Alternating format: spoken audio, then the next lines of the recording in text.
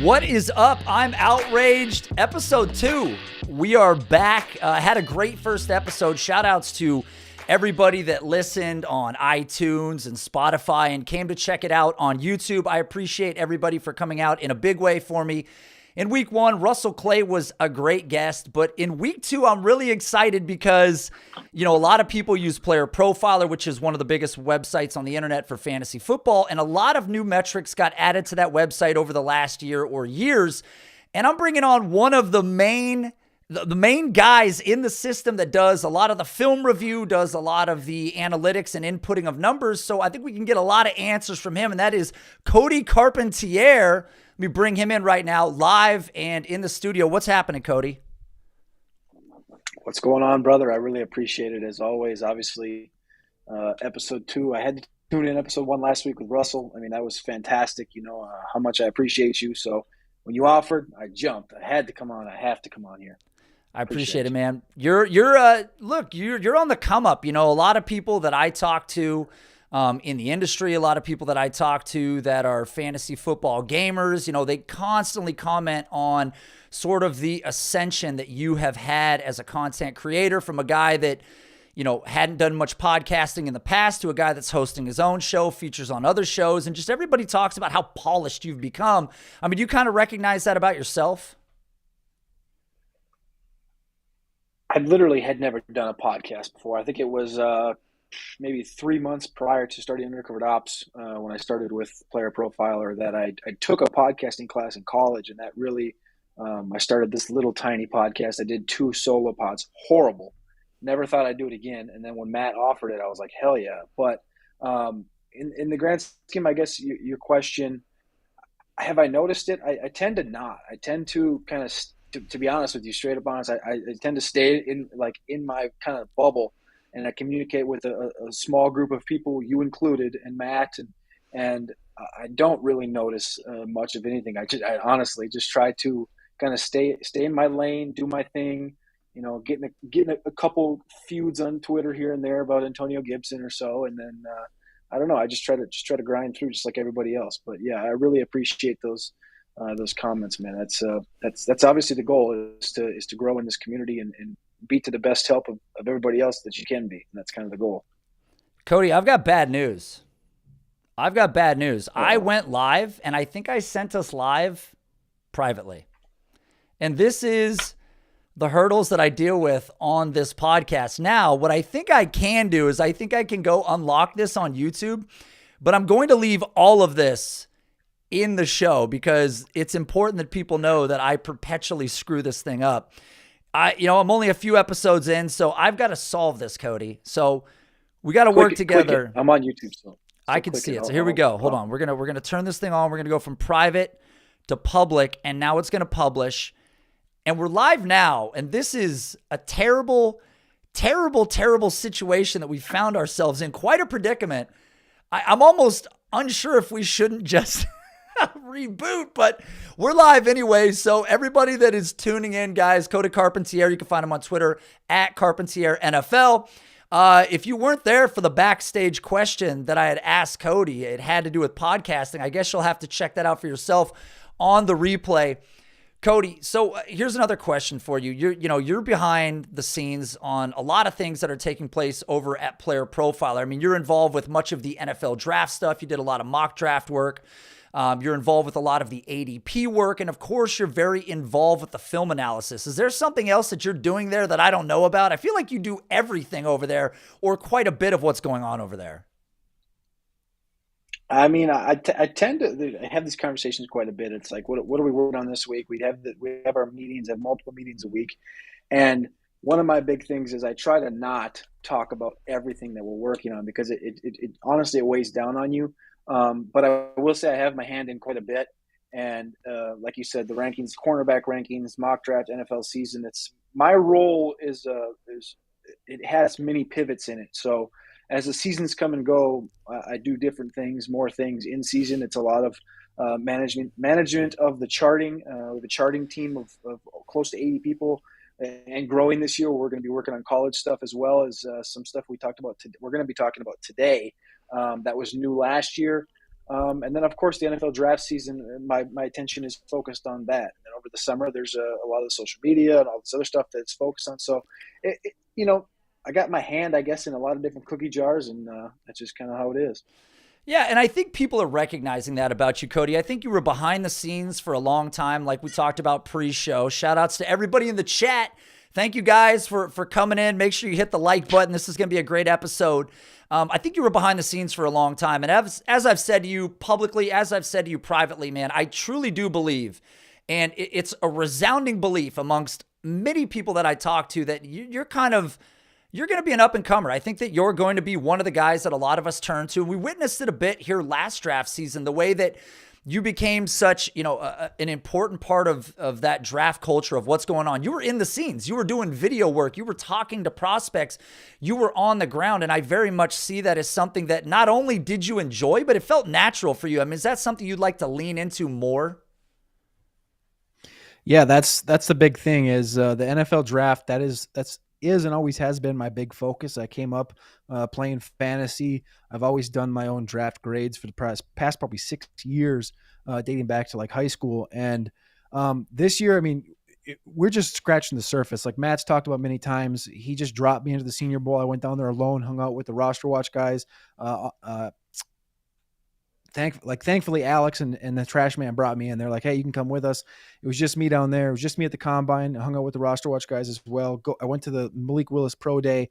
Like, it was just me. That was, the scratching the surface. You're going to see more of us going to all these events. We went to the NFL draft, of course, where we all met you down in Las Vegas. So like, that's just scratching the surface. The next year and the next years coming up, the rookies are going to be a big focus. And you'll start to see that on Player Profiler specifically. In years past, you never saw college prospects on Player Profiler. And if you haven't noticed, now you will. There's over 300 current college prospect.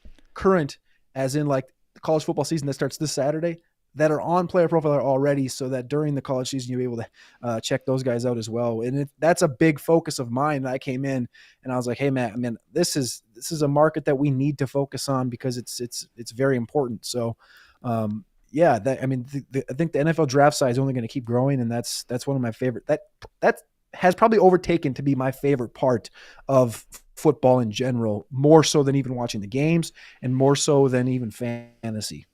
Man, Cody, you're clearly doing the Lord's work. I mean, very clearly, like, it's evident that you enjoy this. One thing, as I was wiping the sleep out of my eye one day and I got on Twitter and I was like, what is Player Profiler College? I was like, what is this that I'm seeing?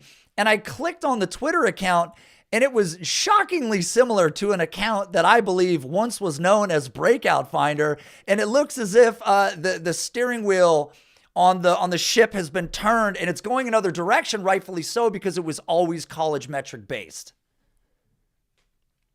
That's the big thing too, is, I mean, you can see the importance of college, and you can see the importance of the NFL and of fantasy. And those are three of the big focuses that we're kind of driving into. And I think there's no better way than to elevate everything, all the brands, all the apps, all the pages, all the tools we have at Player Profiler, and all the way around there. And I think that's going to be one of the ways that we elevate that is dipping further into that college market. I love what has happened at Player Profiler recently, because we already had the most advanced metrics, free to anybody out there. I mean, there is no competitor to Player Profiler. It's innovation, it's capability to just put a sheer volume of advanced numbers that you can use to really figure out, what you're looking for in a prospect, what the reality on a field was. And it got even more fine-tuned, even more granular just this last year when you guys released a whole bevy of, route success metrics. Do you want to talk about those a little bit? This was a big project, and truthfully, this was the project that got me hired. I did an internship for Matt in December 2020, December 2019 through May 2020, and then I took a few months off where I was just writing during the pandemic. And I came back and I said, hey, I need, you got any projects? This was the project. And we began looking at this project and testing this project in 2020, and 2021 it came to life. We built a team aside from our formation and performance team called the All-22 team, and it was built to track every wide receiver on every play and in every route, every single route. Did the receiver win the route? Catch or not, target or not? What was the separation at the quarterback's release? At the release was a kind of a big pinpoint with that was, you hear target separation, whatever. If the player's targeted, how much separation did they cause from the cornerback? We wanted the separation at quarterback release for every receiver on the field to see, even if this quarterback wasn't throwing the ball to Marvin Jones, was Laviska Shenault wide open on the other side of the field, and he just didn't look at him, or he just didn't progress through there to hit him. Things like that was the focus. The receiver win rate, I feel, was very important because of the same thing. If you have a bad quarterback that maybe can't get the ball downfield to certain guys or doesn't progress well through his reads, and you have receivers that are winning,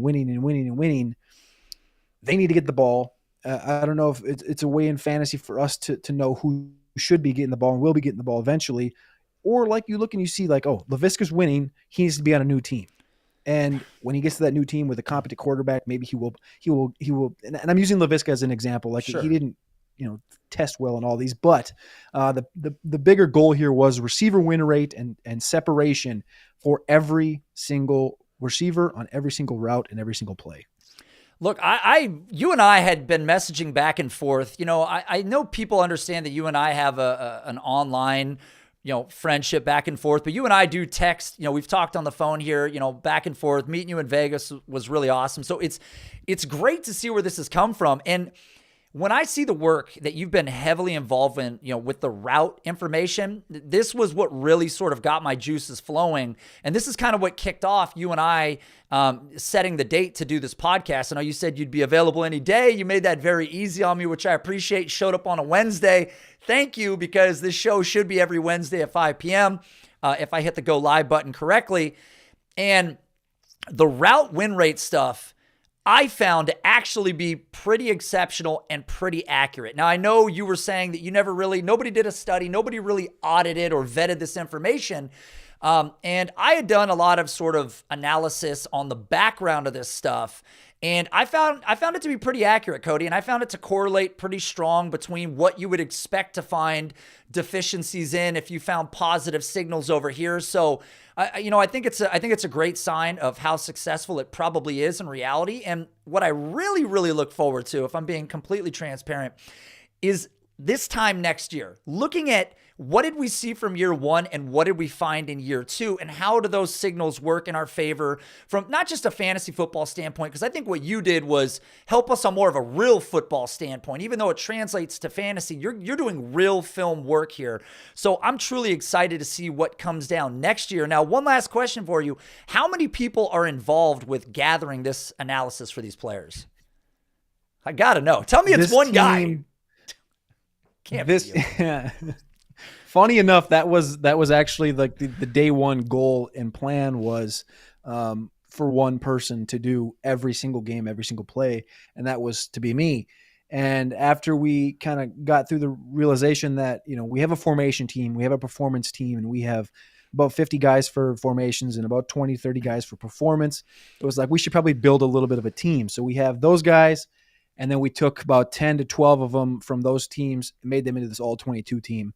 And so it was about 10 to 12 guys. And of course, all 22 doesn't come out retroactively after the game like the condensed film or the long version does. So these are going to be, the goal is to have these out in chunks during the season this year. That's obviously a goal, but all 22 is also not available still. Shout out NFL Plus Premium for not getting that dialed in because it's the second year in a row they've done this. But mini rant right there. The team is 12 guys. And that's kind of the thing. I love it, man. No, it's great. I'm excited to see what you guys have going next year. And one big thing that we wanted to do on this episode is look back at this route running efficiency metrics, verse man, verse zone, route win rate, which is something that you're, obviously very supportive of as a standalone metric that kind of looks at everything. And we'll get down to some of the definitions because I think it's really important to do, Cody. Mail. Okay, Cody, I didn't know this was going to happen right off the bat. I got an email before the show has even kicked off, and I'm going to go to it right now, Cody, because I'm curious. Russell Clay got a strange email last week. I'm curious what this email says this week. And it's to you. Naturally, nobody ever emails me on this show. It says, Cody Carpentier, say it ain't so. Every analyst on Twitter is telling me Antonio Gibson is toast. Is that true? P.S. Has anyone ever told you that you resemble a swole Larry Bird? Okay, wait a minute. Guys, when I gave you access to this email to send me whatever you wanted, I didn't give you a free pass to berate Cody at any given Cody, there's an attachment here. There's an attachment on this email. I got to open this real quick. Oh, you guys got to be kidding me. You guys have got to be absolutely shitting me over here doing Cody like this. You cut his head on the Dream Team photo and put him on Larry Bird. It's disrespectful. It's absolutely disrespectful to Cody. Cody, I'm sorry. I didn't know this was going to happen. This is what happens when you let the crowd control the show, Cody. I apologize. Okay? I apologize for that. I tell you what, the swole Larry Bird, the swole Larry Bird and the Michael Rappaport are two that I've gotten way too many times over the last probably 4 months or 5 months since I've had this hair. This hair, I tell you what, I have to go and wet this baby down before I do shows, because if you would have looked at me an hour or two ago, you wouldn't even have said Larry Bird. I don't even know what you would have said, because this stuff sticks up to about here, and it looks like a damn afro during the day, and that's where I get the Rappaport, the swole Larry Bird, whatever you want to call it. And you guys just need to be happy that I'm not bald and buzz cut in my. I used to have this just nasty buzz cut, and tell you what, fiance's a little more happy with the long hair. Well, you know what, Cody? In your honor, I'm Troy Nelson. Shout out to Troy Nelson for calling out Brad Z. I will ban Brad Z from ever sending an email to this show again, because that's some very toothless stuff right there, Cody. I'm just ashamed of that, and we won't let it happen in the future. All right. What, Cody? But I did want to answer his question, though, because he brought up Antonio Gibson, right? Do it. Have at it. And his question was, is Antonio Gibson dead? Because that's essentially what everyone's tweeting right now, right? Oh, Brian Robinson is the starting running back for Washington. Why? Oh, what? Because we saw a fumble in a preseason game and Gibson got sent to the bench for 25 minutes and he came back with the second team to get more reps. You're really going to believe in a 6'2", 224-pound, 23-and-a-half-year-old running back from Alabama? It took 5 years to really earn that role. Come on. Best case scenario for Brian Robinson is this is the D'Angelo Williams, Jonathan Stewart backfield. And if you remember right, back in, I think it was 2013 or 2014, both these guys finished top 20 in fantasy points per game. You look at Antonio Gibson, and this has been my thesis the entire offseason on why Antonio Gibson continues to be a value, will stay a value, and I'm going to continue. Buy the dip, as PJ says, on Underdog especially, because it's best ball and you don't have to worry about setting that lineup. That's going to be a tough thing. In season long, I understand not wanting to have to deal with the start-sit thing with Gibson because you're not guaranteed anything, right? You're guaranteed maybe a couple of opportunities, but that's it. The thing you need to pay attention to is the fantasy points stayed the exact same each of the last 2 years, 14.3 and 14.4. 90 more touches this season. Well, he was injured and missed time, played like shit because he was injured and inefficient, and still scored 14 fantasy points per game, including 3 top 7 finishes down the stretch when he became a little more healthy, but it was still banged up. He's entering the season healthy. He's going to put up multiple 20-point fantasy games. That's a guarantee. I don't care who you are. Robinson, again, I don't hate Robinson either, but that's the thing that Twitter is not understanding is that you can love a player while not hating the other person in the same backfield. Gibson going off the board to pick 100 is ridiculous. Robinson's going off at 130 right now. He was going off at the 190s earlier this offseason. I got tons of shares of him under in 190s, 180s, 170s. You can like both players in this backfield, but you can still understand that Gibson is the better running back, the superior talent, the superior athlete. He can catch the ball. He will catch the ball. And he will score 14-plus fantasy points per game again in 2022. And you can take that to the bank. I love it. Look, we know that he's a good pass catcher. We know that he's elusive. We know that he's a super freak athlete. I mean, there's not very many of these guys in the league that fit this mold. So it's so funny to me when you are seeing this level of just, backhanded analysis or not, just being incredibly cavalier about these players. But there are very few guys that fit this mold. And to go with Brian Robinson, that's fine. I don't think he's a player that anybody was necessarily in love with. Antonio Gibson was always throttled as the receiving back, right? That's where we wanted to see more of him. But as a pure runner, he's been excellent thus far in the league. I see you out there fighting the good fight. I did an Antonio Gibson video a couple months back. I mean, I'm a fan of Gibson as well. And you should be even more of a fan probably at his current price tag. Now, admittedly, there's always risk, right? But what we're seeing right now, I think you're exactly right. I think if anything, we may see some of the touches fade away potentially, but I think it's fair to say that 14 fantasy points for him does not seem like a difficult floor. No, and when you're looking at the player, and this is one thing that Player Profiler is known for, right, is the athleticism. And in the database, there's six players over 220 pounds that run a 4.4 or less. Bo Jackson, Nile Davis, Jonathan Taylor, Antonio Gibson, Herschel Walker, Saquon Barkley. I don't need to say much more. Yeah. No, it's really interesting too. Like the way that fans love Isaiah Pacheco, they're sort of turning their back to Antonio Gibson, who's been dominant as a rusher in back-to-back years, is as athletic or more athletic. A giant. He's everything that Pacheco is with the draft capital and the proven NFL production. And people are like, nah, but I believe in a 7th-round guy in this particular system that I haven't seen yet. It's a weird scenario to be going back and forth with people, but the emailers are calling you out for it, so it's probably good that you got a chance to get that off your chest, Cody. Now, I want to talk to you about some of the stuff that I saw in the analysis that you guys had done, the film work, especially. Guys, shout outs to everybody in the super chat. I appreciate the super chat donations. Thank you guys so much, Joel. Big fan. Love you in all the chats. Love you in the Discord as well, guys. Join the Discord. There'll be a link in the description later. Cody, so from what I could tell when I was going through this, here's a couple of things that I found, and this will probably, was there somebody in the room, Cody? Cody's waving people out of the room in real time. All right, here we go. So Cody, check this out. So from what I found in the data that you guys have put together, of the top 24 fantasy wide receivers, when looking at points per game, only 5 of those players had a route win rate of less than 40%. So let's start there with route win rate. When you look back on that metric as a whole, did you find it was pretty much a linear thing that the good players in the league pretty much came in at 40 or above consistently? Yeah, that was one of the big notes that you kind of made, was that all these guys were up in that upper echelon, that 40+%. And when I compared it kind of to baseball, like in the batting average, right? And it's a little different variable because obviously the ball's coming at you 90 to 100 miles an hour. You have to react, whereas as a receiver, you're the one making the moves.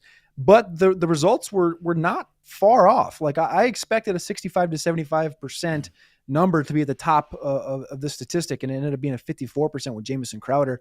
And you did see some of the guys on the lower end, like a Jamar Chase and a Mike Evans and T. Higgins in that 36, 35%, which is obviously similar to that baseball analogy. But yeah, obviously seeing a lot of these guys in the 40% range being successful, being in the top 25 in fantasy points in 2021 was a real, I guess, check mark on the project. It made us understand and realize that this was something we should be keen on in the future. And I think there's a bevy of guys that we should be focusing on in that. There was one question that I had, Cody. So what was the threshold? Because you mentioned Jamison Crowder, and I'm glad you did, because during my scuba deep dive of the information here, I came across Juju Smith-Schuster, who's a player we're going to talk about later.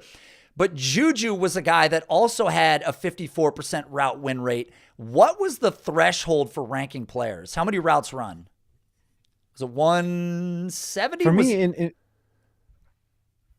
yeah, on the site, to be honest with you, I'm not exactly sure what the threshold was that Dario made, but for threshold for what numbers that when I look at it and I'm trying to digest, it's 100. 100 routes run is really what I was looking at, and that obviously Calvin Ridley qualified for that. Juju did not. Juju missed the threshold of 100 routes run, but Juju did test very well in the metrics from a zone perspective.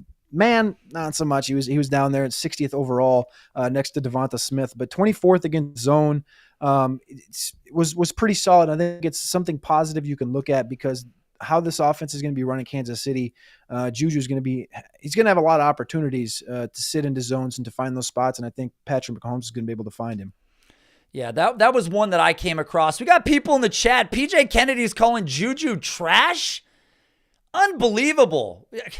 All I can do is shake my head. We're going to get to some Juju later, but I'm very disappointed in that comment right there specifically.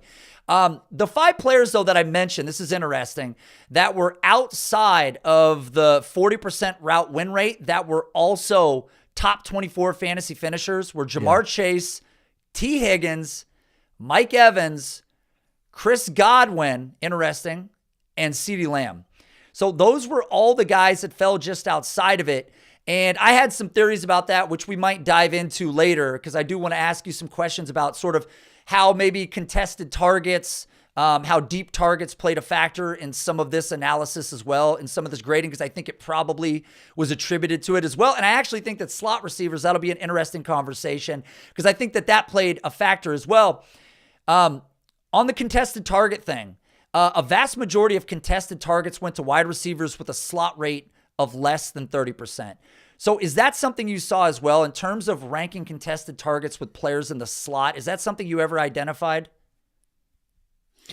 The contested target one was very interesting because when you correlate it between the two and you see that guys like Evans, Higgins, Chase were up in that upper end in the contested targets and the contested catch conversion rate versus being, below that 40% threshold in success rate. It made a lot of sense because they're guys that the Chase one really didn't make a lot of sense, but kind of how he plays and I guess you'd say like similar to like a Devontae Adams where he can juke and jive and make his moves and put his hands up to the last minute, similar to like the Keenan Allen video that came out this week. But Mike Evans, the Higginses, and guys like that are big clashers. Godwin's just a great route runner. He's not exactly like a burner by any means, but you look at the success of a lot of these guys. That's I think the contested thing, to answer your question, sorry, I got a little bit off. No, you're good. You're good. The contested thing, it makes sense because of being in those tight spaces, right? On the outside, you're thinking more of guys like if you're not a big clasher, you're going to have a lot more room to work with, a lot more room to separate. But those guys that are inside, there's a lot of linebackers, a lot of safeties, a lot of corners in that range. And those slot guys are better covering across the middle there. So yeah, the correlation makes sense to me. Yeah, here's one more on top of that then. So of the top 45 wide receivers with the most contested targets, just 10 of those players had a slot rate of over 30%. So it makes a lot of sense that your slot guys are probably not often in that contested range, but you look at a guy like Cooper Kupp, had over 60 contested targets, but he had 191 targets, right? It was a volume-based metric. Exactly. Yeah, so... Exactly. And that's... Yeah. That's what made it interesting because, look at guys like Renfro and Kirk and Keenan and Cooper Kupp and these guys, and even Darnell Mooney for that matter. It was more rare to see the contested targets with those guys. So that's where, like, Cody, when I'm going through this and I'm looking at it, it makes sense to me. It, from a logic standpoint, from an on-field standpoint, deployment-wise, all of this makes sense. It was interesting, too, because I didn't realize, I guess, as much that slot receivers, if you go and sort slot rate and you go and sort deep targets, there were very few guys with high slot rates that were seeing deep targets. And I don't know if that's a function of what we saw last year or I need to track it further back. Is that something you noticed as well? It seems like not many slot guys were seeing deep targets outside of guys like, Quez Watkins and a few of these other names. And that's something that I think we could see change. Like Claypool's a guy you have on your. Quez Watkins is another one. Using that, we've heard the term big slot before. Mm-hmm. We know the general's term of slot, which is usually these Renfro type players, the Kyle Phillipses of the world. But I think you're going to see a little bit more change into that speed slot, which was the Quez Watkins. And I think teams, and I think like Philadelphia is a weird one to see them take advantage of that.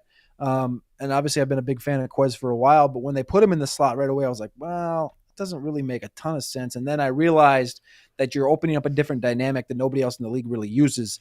And I think it's something that you will see going further because it's just an entirely different matchup. If you can get a guy like Quez lined up on an outside linebacker, lined up on, the second safety in an offense, then you're going to take advantage of that, right? Because most teams are going to have the one safety doing multiple things, not worried about the third receiver, the slot receiver. Like, you're not going to generally shade Harrison Smith over to Quez Watkins, be like, hey man, cover that guy, make sure he doesn't, get a first down. It's going to be, hey, Joe Blow over here, cover him, and then it's dust. So I think teams need to be taking advantage of that, as you said.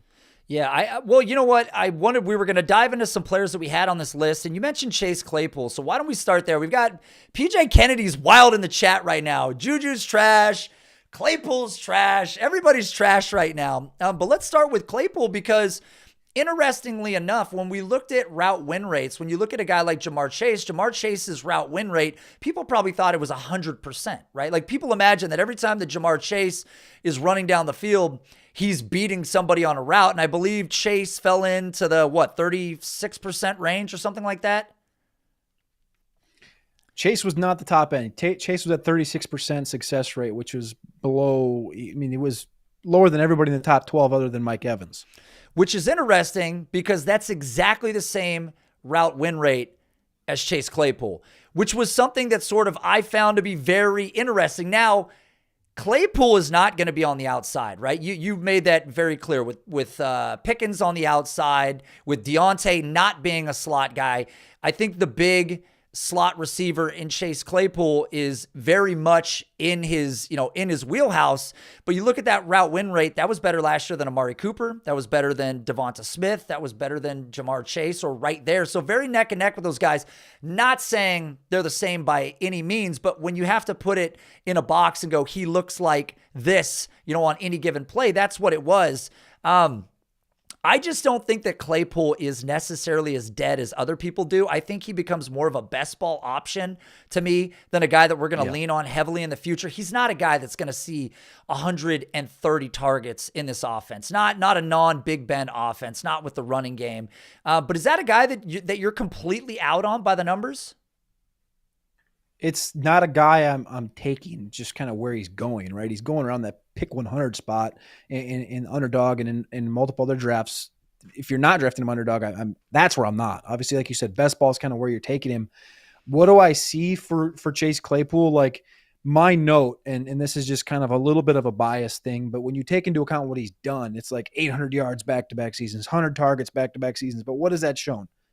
Wide receiver 33, wide receiver 35, with not a lot of usage in a start-sit lineup type of setting. And you look at his success rate, you're talking in the 39th percentile, number 3 in average separation, 3 yards of average separation, which is top 33. When you're looking at like the win rates, 39% against zone, 29% against man, he's obviously going to do better against zone. And I think that's where he can, if you move him into the slot, be not only your big slot, but he can also be your speed slot. And that's kind of a combination, like we've talked about before, the big slot, Quez Watkins is your speed slot. I think that's a place where he can succeed even more than on the outside, like we've seen. And having the similar success as Chase on the outside gives you the confidence that I think he can win on the inside. And seeing that he's won in zone helps me think that the correct thing would be to have Pickens on the outside, Claypool on the inside, Deontay on the other side. You also have Calvin Austin in that offense. Like, even moving him in, and this is kind of a Podfire thing here, moving him in to play tight end. If you line him up at tight end as a simulated slot, essentially next to Pat Freiermuth, that's a pretty scary combination right there, going down the seam in the center of the field, having to worry about both those guys and the speed on the outside. So I guess I'm not out on Claypool. I'm just not drafting him as much as other guys just because of where he's going off the board. I mean, he's also a third receiver in an offense that nobody's really emphatic about right now. The other thing, though, when we look at his production on field, this was a guy that was right there with DJ Moore and Justin Jefferson in yards after the catch per reception at 4.5. So it's not like he's incapable or he's dead in the water. And again, Pitt ran 75% of their plays out of 3 wide receiver sets, so he will be on the field. I just think that there's a lot of just pure hatred for Claypool. I think that he's done some things on the field that people didn't like. I think people love that he's being replaced by Pickens. But like you said, what he's done through 2 years in the league is fairly impressive, or very impressive, at an 800-yard threshold. Even in the context of an offense that had so many weapons. But let's start with one player that I think you, I, and everybody else universally agrees on being an absolute monster this year, and that is Michael Pittman. I mean, are you sold that Pittman is going to be a monster this year? You can't not be. Yes. Yes. And this was, when we released these metrics back in, I think it was March, maybe it was April. We did a show with Josh. And before we did the show, this was the guy. It was like, oh my God, Michael Pittman is the dude going forward. Like we saw it last year with the targets and the opportunity. Obviously, Carson Wentz wasn't the best for him. And then going through the draft process, seeing his success rate on here, 6th versus man, 4th versus zone, being that big clasher type, that guy you expected not to succeed quite as much and be similar to an Evans or a Higgins when you're talking about success rate in the 30th percent. And you're talking 54% against zone. That's incredible. Yep. I have him. Now tell me if I'm wrong. There's only a very few people that I know have him up in this range. I have him as the 7th wide receiver in seasonal this year, one spot ahead of AJ Brown. And that's not a player profiler take. That's a me take. That's a lot higher than consensus. And a lot of people have him as, but I think when you put him in an offense with Matt Ryan, who we've seen when he has that solo dolo big X receiver in the Julio or the Roddy White, whatever it may be, he's going to get 160. Kelvin Ridley, whatever, he's going to get 160 targets. He's going to get opportunities. We've seen Michael Pittman win in training camp. The training camp thing, you can take it for what it is on Twitter, but Michael Pittman won last year. He's winning now. He's going to win in the season. And who's next to him? It's Alec Pierce. It's Paris Campbell. It's Ashton Doolin. It's Mike Strawn. Shout out Big Mike Strawn. And a couple of tight ends that really aren't going to do a lot in this offense with a running game. They're really, I think, going to feature Jonathan Taylor and Hines, and then it's going to be Pittman. And that dude's going to get an infinite number of targets. And if you're not drafting him, projecting him to be a top 12 receiver, I think you're making a giant mistake in 2022. I don't think you're wrong. I mean, making the comparison of him versus A.J. Brown, I think the quarterback situation, I prefer Matt Ryan. We look at what Matt Ryan did just a year or two ago. I mean, I was looking back at Calvin Ridley because despite the fact that these are two different body types of players, the usage that Ridley saw at the beginning of last year, the average depth of target, where he played outside is very similar to what we see from Michael Pittman anyways. I mean, it's neck and neck, and you go back and look at Ridley, got absolutely peppered last year.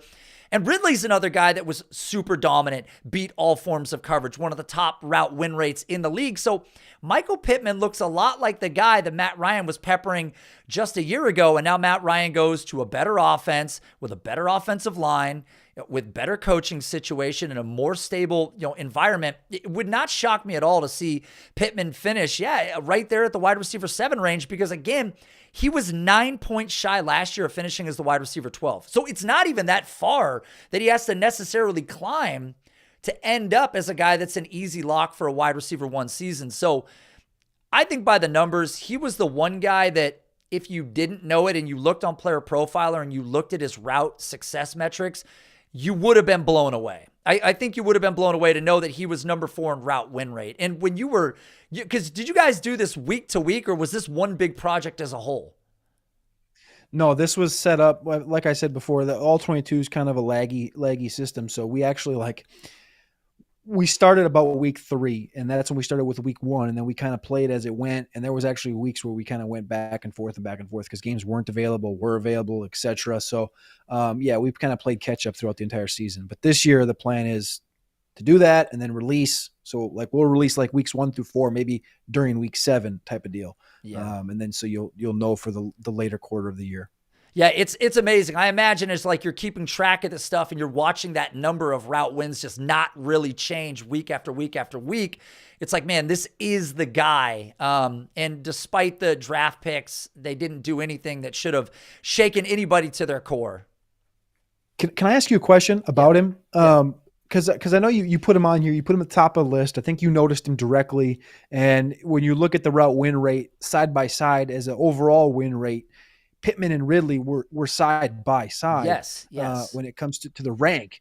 And comparing these two guys, obviously I think there's a lot of respect given to Calvin Ridley. He scores a lot of touchdowns. And I think if you focus in on that and Pittman scores more touchdowns, there's not really, outside of Taylor, they talked up Ogletree through camp. Mo Alley Cox really hasn't done a lot. Jelani Woods hasn't done a lot. Kylan Granson's there. There's not a lot of red zone targets in this offense. I mean, Strawn is there, but Strawn has a little ways to go. Alec Pierce is there. Alec Pierce is a rookie. Is there a world where, I'm drafting him and I'm ranking him as wide receiver 7? Maybe I'm drafting him as wide receiver 10, 11 because I don't have to, but projecting him to be, number 7. Do you think that would be ranking him at his ceiling, or do you think I can expect him to be higher? Because I don't see number 1 in his range of outcomes, but I do see like a 4 or 5 finish in his range of outcomes. I think he could be higher than 7. I think if what Calvin Ridley did last year would have persisted, we would have seen an absolutely dominant. I don't have the tweets pulled up right now, but I went on a Calvin Ridley streak a couple months or maybe a month ago, and I was just looking at it. I was like, man, if this guy would have just kept it up, if we didn't have the scenario that we had play out last year, we'd had an absolutely dominant year. And I think Matt Ryan is the real differentiator here. You look at deep targets for Michael Pittman last year. And again, Michael Pittman wasn't a guy that runs deep. He's not running the deep routes. And even though Matt Ryan can put him out there, Matt Ryan's more accurate in the area of the field where we're going to find Michael Pittman, where you mentioned earlier, Carson Wentz was not the quarterback, because where Carson Wentz is great deep, he's not that good anywhere else around that range. So I think looking at what he did last year and giving those purely an efficiency bump, looking at this guy take a step forward as an NFL player, I don't think it's crazy at all to say that. Is it his ceiling? I think we're definitely approaching it at 7 because of the guys that are at the very top. I mean, I think a guy like, well, here's a question. Yeah. CeeDee Lamb or Michael Pittman? I mean, this year, who do you think? Redraft. If you're taking one of those two guys, which one? I have Lamb right ahead of him at 6. Okay, so there you go. And that makes sense because in your head, if you're rationalizing which guy based on the metrics, based on the opportunity, based on the competition, they feel almost neck and neck at this point. But Ridley was a guy that popped out to me when I was looking at Pittman, because I just feel like you would have been hard-pressed to find a guy that was more similar in so many ways to Michael Pittman to just necessarily just land right with that same quarterback. He kind of gets his new Calvin Ridley in a sense, and I feel like we didn't get to see Ridley's ceiling. Yeah, bigger, exactly. Like, we didn't get to see him at his ceiling, but Michael Pittman is incredibly impressive, and I think we do get that wide receiver 1 year this year for sure. Now, here's a name. Here's a name that to me was the most shocking name that I put on this list. That's Jacoby Myers. Now, I don't know if you're a fan or not a fan of Jacoby Myers, but when you were charting him, that had to be a little bit shocking to see the results. But a little bit, right? A little bit, because you don't expect that name. You don't expect the Jacoby Myerses, the Jamison Crowders, the Braxton Berrioses to be in the upper echelon of winners when you're talking about being like the most dominant receivers in football. Yes. But then when you look at like his finish, a top 30 fantasy finish, as many targets as he got, as many receptions, 800 yards again, and just being like that undrafted guy that just kind of rose and became a thing and became that feature almost next to Kendrick Bourne in that offense. Like, it made sense eventually. But right away when you're looking at this guy and you're like, damn, he's just winning and winning. Mm-hmm. And not losing, and it's consistently. Then you start turning your head and you're like, all right, maybe he is that dude. Does he do that again this year? I'm not positive, because they brought in multiple guys. Can he continue to win? Yes, of course he can continue to win. But I think teams we see this year after year, and this is another thing that we haven't even talked about, but it's NFL teams know these things, right? NFL teams know that Pittman's going to be this big dominant guy. He's going to be the X. He's going to be the feature. They're going to cover him differently than they did last year when the offense was featured around Taylor, I think. And the same goes for Myers, right? They realize that Myers was the focal point here, and they run the ball a lot. And if they don't run the ball, it's going to Myers, or it's going to be a pass to Henry. And I think that's why they brought in Tyquan. That's why they brought in all these other guys, and they're using Jonnu in different roles, because they still want to be able to use Myers in these ranges where finishing third against man and second against zone is not an easy feat. Can he do it again? I believe he can. But I think it's just a masterclass in being able to take advantage of an undrafted wide receiver, and truly just a shout out to him, because of the guys that you expected to be up here. Of course, everyone's like, well, Cooper Kupp and Devonta Adams got to be up there. But, I mean, there's a ton of guys that get disrespected because of the role they play, where they play, the Russell Gages, the Cole Beasleys. I mean, you can go on and on. Even the Bobby Trees, Robert Woods is like, These guys are good NFL professional wide receivers for a damn reason, because they can run routes and they can get open, and they just know how to do it. Like, I don't know if you saw the pivot the other day with Devonta Adams, but he talked about how they attack the line of scrimmage. And you damn well know he's not the only receiver in the NFL that when he walks up the line of scrimmage, he has, 15 different, like he opens up a Madden play sheet while he's at the line of scrimmage. Like, All these receivers do that. That's why they're in the NFL. That's why they win. Yep. And, we don't see the backstory on all these guys. We don't see, what made Jacoby Myers come up through NC State and kind of excel and build this role and create this. What made him go from undrafted to one of the best route runners in the league? We don't know. And that's kind of why the mainstream doesn't respect Jacoby like that. And a lot of these other guys, even the Renfros of the world and all this stuff. But yeah, I think that kind of went off on a tangent there, but to say Jacoby Myers did very well shock me. I expected the Renfros, the Adamses, like everybody else did, to be in the upper echelon. Did I expect Jacoby Myers to be third against man and second against zone? No, but I think it's very impressive. I mean, look, and he's playing with. A lot of people want to tell you that Jacoby Myers is not the number one option in New England anymore. I mean, I still tend to disagree with that statement. I think that Bill Belichick has proven that he doesn't give a damn what your draft capital is. Ask N'Keal Harry. Ask some of these other guys. He just want guys that are going to work their ass off and earn every opportunity, right? And this is a guy that last year was top 20 in target share. We always lean on target share until it's an undrafted guy, and then, it's like, well, it could disappear in the blink of an eye. This is a guy that over his, last 5 games had no less than 8 targets. He's going into another year with Mac Jones. The only thing to me that's keeping fantasy gamers from really leaning into him is the fact that they did that second round tender and he didn't get that contract extension yet that I think everybody wants to see. I would be hard pressed to believe that he doesn't eventually get that contract extension. That's just me, though. You think New England's going to pay him? I think New England is going to pay him eventually. It might not be this monster contract by any means. I don't think that's the case, but I think New England does want to keep him there. Because I know they're bringing in other weapons, but what about Jacoby Myers, what he did last year, has given you any signal that New England just wants to move on from? You think they would have paid him this year if they really wanted to keep him? Do they have to? That's the question, though, right? Like, will they give him this big contract? Do they have to? They just brought in Devontae Parker, who is this close to a failed career, and they brought in Nelson Aguilar. They're showing that we'll trade for these guys that suck and try to revamp their careers. Yep. Little Jordan Humphrey's making plays on special teams. Trey Nixon's a low-key guy that, he can build up. Tyquan, they spent the draft capital on. Like, all I'm saying, like, Kendrick Bourne played good. Again, I'm not saying he's the number one by any means, but they don't maybe need a number one with the tight ends they have in the running game they're trying to force.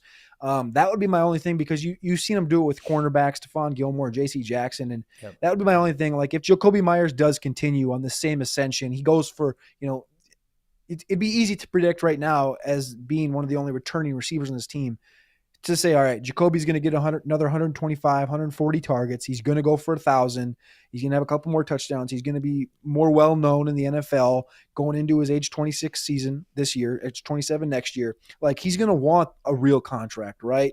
And Bill might just be like, hey, dude, we got Devontae Parker. We got Tyquan Thornton and, X, Y, and Z on the bench that we think are going to be good as the career goes on. And it's not hard for franchises to walk away from a guy that might be like, look at the market right now too. Like Christian Kirk is a guy who just got 20 million. Like, if Jacoby goes for 1,000 yards and he's the focal point of this offense, you can make the case that Jacoby Myers would be like, hey dude, Christian Kirk did this and he ain't even the number one. It's possible. I want 20 million. They're not going to give him 20 million. I don't think they're going to give him 20 million. I don't think that's the expectation either. I mean, again, we'd have to go back and look at some of these undrafted free agent contracts.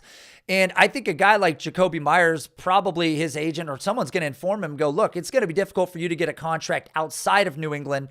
They've given you an opportunity here. I don't think 20 million is close to what he would expect to get paid, especially a guy that's an undrafted free agent doing what he's doing. I realize the receiver market is insane right now. But at the same time, though, you're looking at like Christian Kirk, where like, look what he did in that offense in Arizona, going to Jacksonville. And you could argue he's maybe not even the feature in that offense. Like, you have ETN, you have a couple tight ends, you have a multitude of receivers. Like, the case can be made that he's a one, but he's not a real one, nor is Jacoby Myers, right? And Jacoby Myers, I don't care if he's undrafted or not. When that contract comes due and he's got 700, 800, 1,000 on his resume, he's going to say, hey, dude, I've been the feature of your offense. I've seen what the contracts are. 20 million was this year with Christian Kirk. Look at what it's going to be next year and so on and so forth. I just think also his agent would be doing him a disservice if he didn't ask for that same Christian Kirk contract plus, in my opinion. And I just personally don't think New England would give that to him. Would he take a discount? Yes. but even what's the discount going to be? Like what, I know this is kind of a deeper conversation as far as contracts goes, but I don't see a world where he gets less than 16 if he like is many people going to give him that? No, but I think a 2-3 year contract for 16 to 20 would be right. Like I think that's it's probably within, that's probably within the range. But here's the thing. I think the term number one, here's the thing about New England. I don't feel like New England has shown us really at any point since maybe Randy Moss that a number one is really what Belichick gives a crap about, right? Like I don't think the term number one matters to us in the world of fantasy football, but I don't think in New England the term number one matters. We watched them draft 2 tight ends in the 3rd round a couple years ago. That flopped, so they went out and got 2 veteran tight ends. They tried this whole Nelson Aguilar, Kendrick Bourne. Like Bourne was good, but they tried the Aguilar thing. They've tried the Dorsett thing. They've tried everything. But I think the guys that have stuck around are the guys like the Wes Welker, the guys like Julian Edelman, these guys that came up from the bottom, and Bill Belichick supported that and what they had earned. So I don't know. I feel like Jacoby Myers in the offense that he's in is just cut from a different cloth. Now, is he ever going to be some dominant wide receiver 1 in the NFL? Probably not. But is 130, 140 targets out of his range? I mean, I don't think so. If we see a guy like Mac Jones take a step forward this year and get 550, 560 pass attempts, is it hard to believe that Jacoby Myers gets 10 more targets than he did last year? That's what I look at with Jacoby Myers. You know, what's his ceiling? That's the problem. In fantasy football, he feels like a good wide receiver 3 play. What's his true ceiling? But from what he did on a field, from that perspective, man, I really do like him. And I mean, even for you, admittedly, it's got to be hard to fade a guy that's proven that he can perform on an NFL field. That's the thing. I mean, Matt's always loved Jacoby Myers, and he's still going out the board in the 11th and 12th round underdog.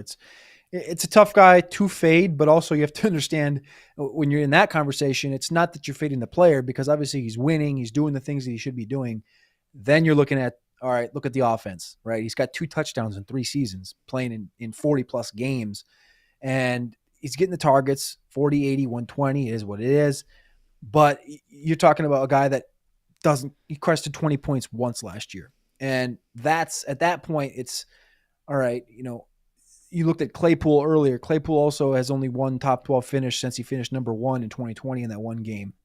And it's similar. He's going off in the same range as Myers, and Myers is going to give you a little more consistency, but what's that consistency? 11, 11, 14, 11, 10, right? It's not someone that I'm actively going out to get, like in the deepest of leagues, of course, you know, in Matt's and yours, Patreon leagues, where you have to start 4 and 5 receivers. Like that's a case where it's like, oh, Jacoby Myers is a sweet pick in these certain leagues that are deep.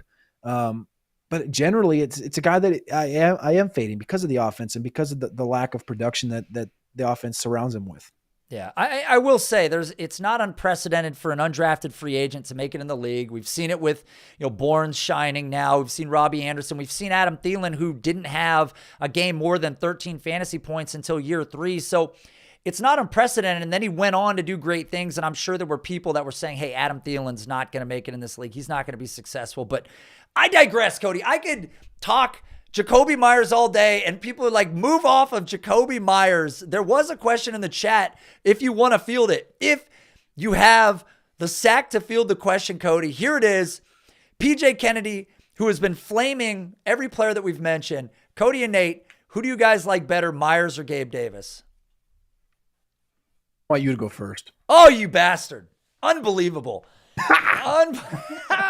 Unbelievable. I will say, if it's a redraft, I think they're very close. Like, I think if you're doing the rankings, I think Gabe Davis probably gets the nod just because the explosive capability, the offense that he's in, the usage potential. He's an injury away from being an absolute monster, in terms of target opportunity. So I would say that Gabe Davis is a smart pick, and Gabe Davis has way more hype. So that's probably the direction I would lean.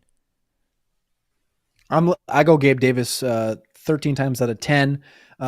When the ADP started going up into the 40s, I was like, whoa, ahead of DK Metcalf? What? And the jersey behind you, man, he's one of the most valuable players, I think, in the drafts this year. But Gabe Davis, I would take Gabe Davis over Jacoby Myers. There was a time I was tweeting it week after week during his rookie season where if he scored a touchdown, the Buffalo Bills won. They were like, I think it was 7 or 8 straight games where he scored, they won. He scored, they won. He didn't score, they lost. This was in 2020. Or 2021, sorry. But I think Gabe Davis, like, I think he's the number 2 in that offense. They want him to be the number 2 in the offense. And the funny thing that I see is like it's Twitter, right, to a T, right? They're like, oh, he made this big play. Now he's overvalued. You should fade Gabe Davis. Shut up about Gabe Davis. Well, it's like, I can read one article, and this one article, if it has quotations around a sentence from Stephon Diggs, from Cole Beasley, from Coach Bean or General Manager Bean, from Coach McDermott, and it's consistently, this guy's a dog. We want him to be our number 2. This is a literal article I read in 2021. The minute I read those pieces of information, I don't give a damn what anybody on Twitter says. So if you see word for word that they want him to do something, they want him to do this, he's doing this, he's growing in this role, and people ignore the Twitter noise. This is more so just like me being annoyed with Twitter right now. Yeah. But the Gabe Davis thing is a very polarizing piece on Twitter right now. And I think you just have to ignore the people that say they hate him. You have to understand this offense.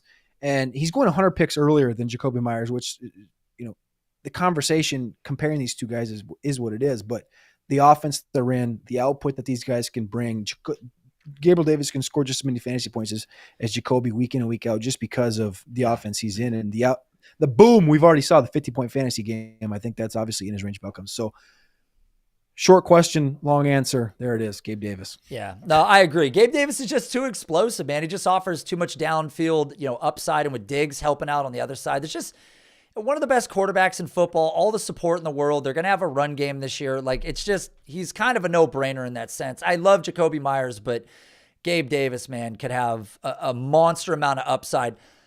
Now, this is one of the more interesting names on here, not just because of what he did from a performance set of metrics, but because I think that there's some concerns about what the reality of his long-term potential is, and that's Amon-Ra St. Brown. Now, I don't know what your stance was on him before, but how do you feel about him entering this season? I like St. Brown. I don't love St. Brown, right? We're going to see the first probably, 6 to 8 weeks where there's no Jameson. I think they're going to continue to be what we saw at the end of last season, which was 25 fantasy points per game over the final 6 weeks of his rookie season. This is a stat per Scott Barrett that I found a couple weeks ago. Third most all time for fantasy points in his final 6 games of his rookie season, behind 2 guys, Odell Beckham, Randy Moss, ahead of 2 guys, AJ Brown, Michael Thomas. So to expect that level, right, is a little bit of a reach for me. That's a lot of a reach, pure Cody. opportunity, right? They had Tom Kennedy and Josh Reynolds in this offense in the latter part of last season, right? And you're going to begin the season with DJ Chark, whom I know Billy Muzio is big on this year as a guy that he likes early in the season because of the connection, the downfield threat. Chark had 1,000 yards. I know you like Chark at one point too. Sure. But I think the role that Amon-Ra, and the question you had here was, Amon-Ra, can he continue that success he saw last year as the wide receiver 2 over the last 6 weeks? I think he can, right? He was mediocre against zone, finished 51st, 25th against man. Amon-Ra can win. He's much better than his brother, Equinemius, down in Chicago. And I think you can expect him to be a pivotal player in this offense up in Detroit. And do I love him? No, but do I still think he's going to be able to eat and get the 8 to 12 target games? Yes. Going off 56th on the board right now. Like, I don't have a problem with St. Brown. I will finally say, like, I didn't love him in the draft process. Ray G, shout out Ray GQ, one of my favorites and our favorites in the community. Loved Amon-Ra coming in, and he hit the nail right on the head. Amon-Ra finished as wide receiver 21 last year. So I think the role stays the same. They didn't bring anybody in really to challenge that role, right? They brought in speed. They brought in Jameson. They brought in Chark. And Hawkinson's there, as we know. Like, this offense is pretty low-key once it's going to be 100% healthy, and I think Goff will be able to get him the ball consistently. Is it another 120 targets? Close. Close. But you're talking a 900-yard season last year. I don't know why he can't do it again. Yeah, Goff was a guy that really proved himself too. You look at him last year, his clean pocket completion percentage was number 2 in the league. Obviously, he needs some time back there. But from the perspective of Amon-Ra St. Brown, I kind of had some of the same notes here. I mean, he's got the slot role all to himself. What's really interesting, and I noted this earlier, and again, I don't know how often it gets talked about, but slot receivers not seeing deep targets is definitely a thing. And you look at him last year, 119 total targets, 7 of them went deep. So if he's not getting significant volume, what is the allure? One thing to me that stood out was that with Amon-Ra St. Brown, his yards after the catch per reception, 4.8, were higher than Gabe Davis, DJ Moore, Elijah Moore, Justin Jefferson. So what he was doing after the catch was actually pretty impressive, despite the fact that he's not a guy that you're targeting way down the field. And that could also be a product of how bad this offensive line was, how much time Jared Goff had to throw, and maybe things look different this year when you add in guys like Jameson Williams eventually and Chark and some of these other weapons that are going to force defenses to probably respect, the dynamism of this offense. So I don't personally think that he gets to the same ceiling again. That's just me. I think 120 targets is that might be the absolute ceiling again if he gets there at all, but I don't think that we get to 119. I think that that's pushing it, especially in this offense. If there's an expectation too that DeAndre Swift is more used this year as well, it's hard to say. We saw him jump year 1 to year 2, but with the new weapons coming in, I will say this: if Jameson Williams wasn't hurt, I think the conversation's a lot different too. So I think he's buying a little bit of time right now, but from a production standpoint, he was a guy that when you look back at the route win rate and stuff, he was number 20 at the position. And like you and I talked about, that's the aggregate data point that we're going to try to lean on the most, because it looks at everything as a whole and says, all right, this is what he did. So the fact that he was top 20, pretty impressive. So I'm not completely fading him, but I think when Jameson Williams gets back to the field, that situation could change a lot. I mean, is that kind of your perspective? 100%. And even look at the target distribution last year, like 119 for Amon-Ra, 84 for Hawkinson, 78 for Swift. And the only other guy in that offense that really clipped 40 was Khalif Raymond, who got 71. He's gone. You'd expect that's those 71 targets to go to DJ Chark. But after that, there's really not a lot there. And obviously if Chark gets the Khalif Raymond role, Jameson's going to come in. He's going to need targets. This offense is going to need to add. They had 565 attempts last year. They're going to need to add 50 or 100 attempts to suffice, 80 for Chark, 80 for Amon-Ra, 80 for Jameson. It does make sense when you lay it out that way that the target distribution would even out and still have. I mean, you do have a lot of guys in this offense when Jameson comes back. Like I said, Hawkinson and Swift already touching 80 targets and those guys both played 12 and 13 games. So if you're talking a full season, it does make a lot of sense when you think about the regression. Yeah, so that's one of the few names on here that I think we're kind of back and forth on in terms of what the real long term on him might be. Let's hit one last one from this group, Cody, because I'm kind of curious what your take is on it. Jerry Judy. I mean, are you in on Judy this year? Do you think that he's going to hit this ceiling that some expect for him, or do you think that we're going to see maybe some more of the same potentially? What if I told you that I think he is the Clyde Edwards-Helaire of wide receivers? You can't say that name on the show, Cody. You can't say that name on the show. You're not saying the name.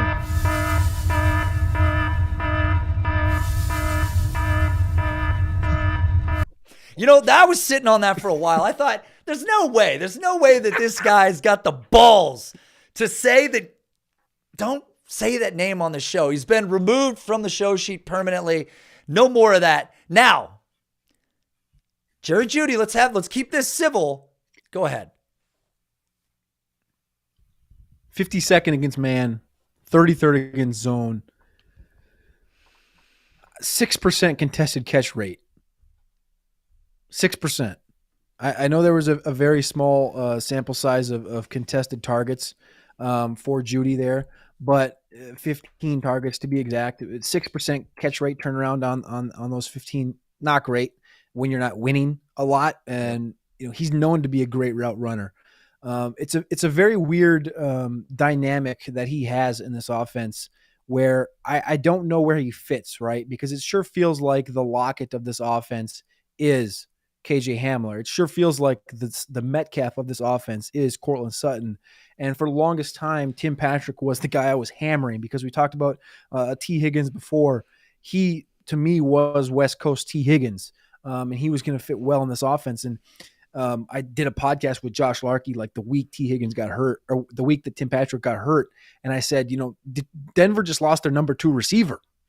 And he was like, he hot taked me because like I've, watching these two guys comparatively, Jerry Judy just does not feel like he's taken the NFL serious since he's got there. He hasn't fully indulged into the game, and other people can have different thoughts on that, but I didn't see him as a true number 2. I see him as like a number 3, 4 in an offense.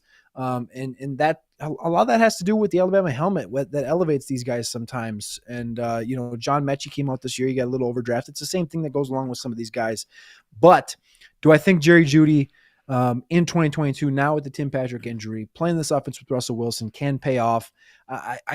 He can. But when you're talking about comparatively to the guys that we just got done talking about, Amon-Ra St. Brown, Gabe Davis, I prefer both these guys by a lot over Jerry Judy, even in the offenses that they're in versus his.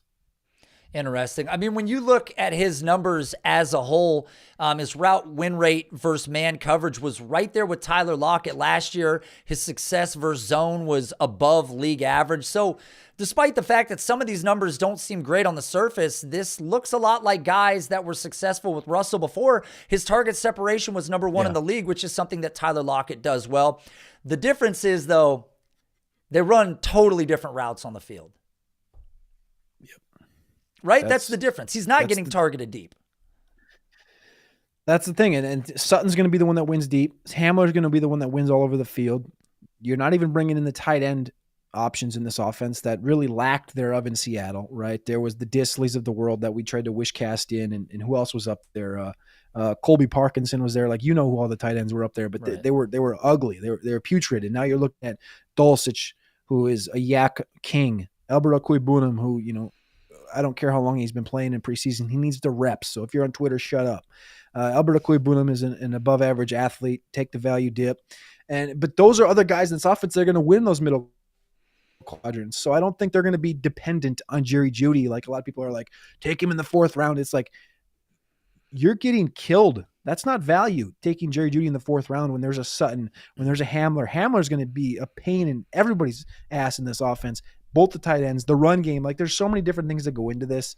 And if Russell is at the level that a lot of people think he is, or some people think he is, which should be up in that tier 1, tier 2 range as far as quarterbacks go, all these guys are going to get fed. And I don't think drafting either Sutton or Judy in, round 4, I think is a value in 2022 at all. Well, let me go ahead and absolutely extinguish the argument that Jerry Judy was used as a deeper threat in year 1, because in year 1, Judy ran a sub 30% slot rate, which is a metric that I brought up earlier. It was a data point. You look at him last year, a 66% slot rate.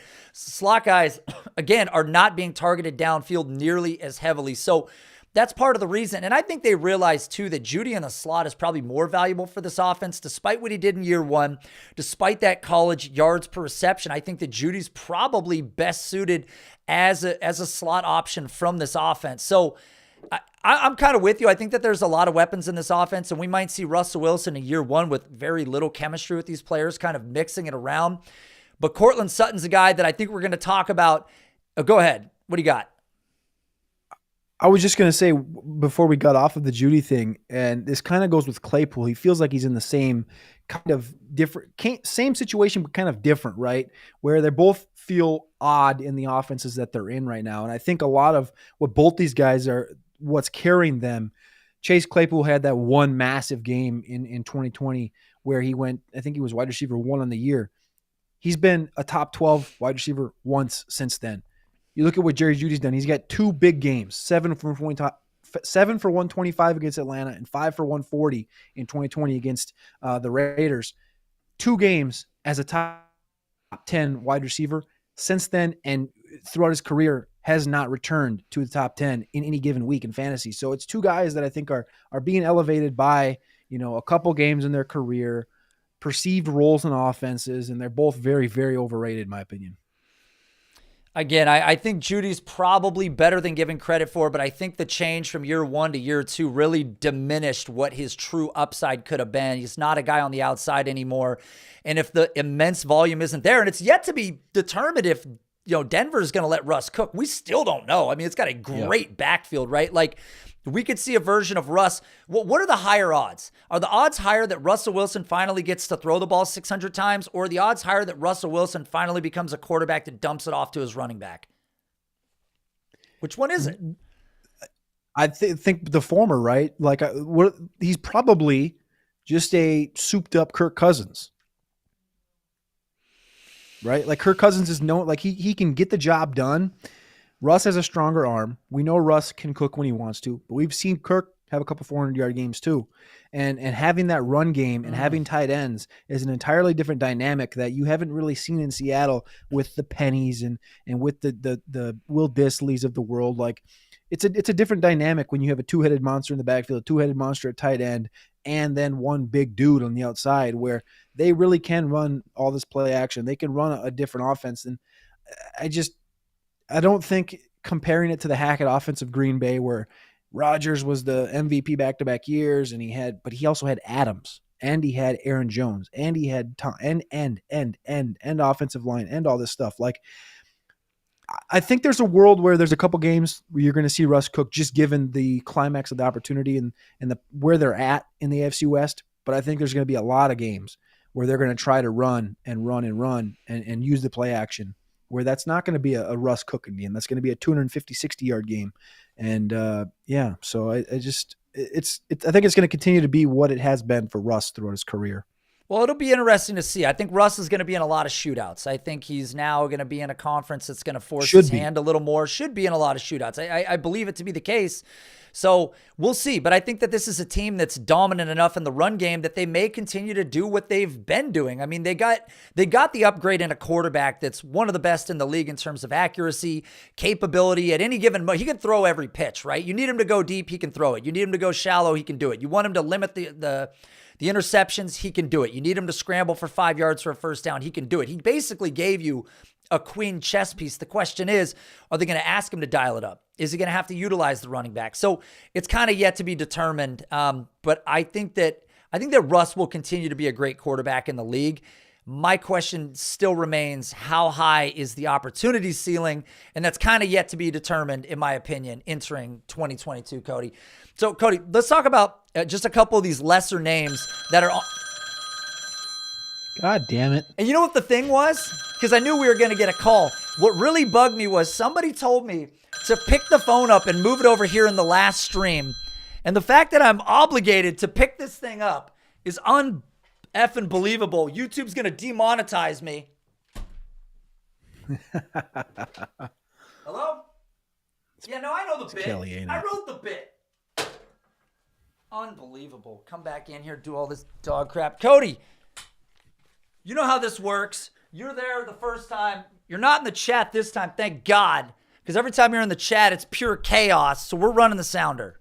Everyone in this room is now dumber for having listened. So, Cody, here's the tweet this week.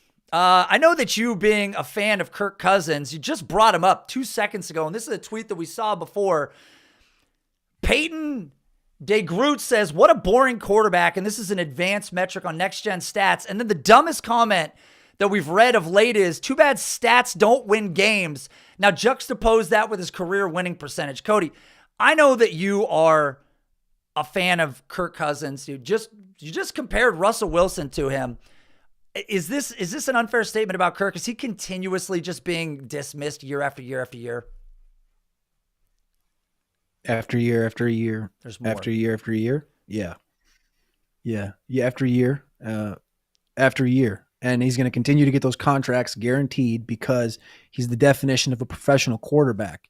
And saying whatever that guy said about him being a boring quarterback, I tell you what, he keeps you in all the games. And if your defensive backfield sucks like the Vikings did last year and they lost a bunch of guys on the defensive line, you're going to lose 8 games by 1 score. And it's not saying that he's a boring quarterback when he's consistently good. He's consistently moving the ball downfield. Yeah, he does some goofy shit. He fumbles the ball. He throws a couple picks here and there. He looks like a dork out there, and he says weird things, but he's a good quarterback. And there isn't 15 quarterbacks that you could name right now that you would prefer. Like, I think there's probably 7 or 8 you could guarantee, okay, I'll start a franchise with this guy. But Kirk Cousins is a guy that, if you want to have a competent franchise, you'd rather have him as your quarterback than a lot of these guys. Yeah, I mean, in the last 6 years, he's got 4 QB1 seasons. He's now finally got a guy like Justin Jefferson. It's funny that people are actually treating him worse now, and he finally got maybe the league's best receiver, and we have no idea what the end game could be for these two guys. I mean, his career could just ascend to another level at this point with the combination of players that he's got, Cody. I want to ask you just about a few more names here, and then I've got a quick game that I want to play, and it's essentially using your metrics, and I want to see which guy that you would pick. Let's do some rapid fire here. Nico Collins, is he one of the lesser known names of players when you look at the advanced metrics that you put together that people should be paying attention to more? I freaking love me some Nico Collins. Nico Collins this year, I think, is one of the best draft picks you can make in your seasonal leagues. You look at what Allen Robinson did in Jacksonville. You look at what DeAndre Hopkins did in Houston by itself, and you see the jumps that these guys made from year 1 to year 2 in the NFL, where you see Allen Robinson go from 548 yards to 1,414 touchdowns and finishes the wide receiver 8.